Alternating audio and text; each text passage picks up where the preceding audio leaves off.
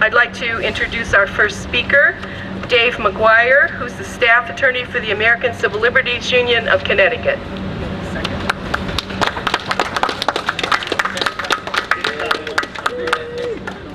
I appreciate everyone coming out. This is definitely a nonpartisan issue that affects everyone in Connecticut and across the country. We need to demand transparency and information about this program. We really, truly believe that this is just the tip of the iceberg.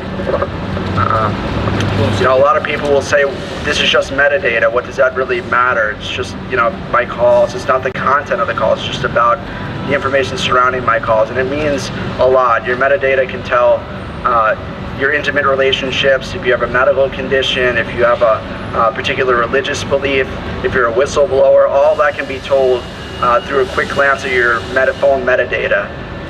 It could also reveal where you are when you place your call, so it's not just the very, very basic information that the government has spun it as.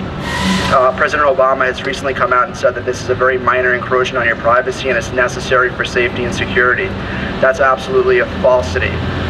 This information is being culled in such a way that it is not helping with proactive terrorism enforcement.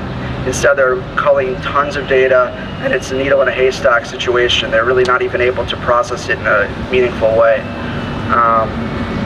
Just yesterday, an NSA official admitted that they're doing 3-hop-out surveillance, which means if they have a suspect that they think is involved in terrorism in some way, they're able to look at the data for their contacts. And that is such a large swath of people that it's essentially meaningless. It's way too broad. It certainly violates the Fourth Amendment, and people have to start to demand answers. The other thing is people will say, well, there's oversight, there's the FISA court, and that again is a falsity. Since its inception, the FISA court has reviewed over 34,000 applications. They've denied only 11 of them. It's a complete rubber stamp. It's ineffective, and again, there's no balance in this system. So it's up to people in Connecticut and across the country to demand this.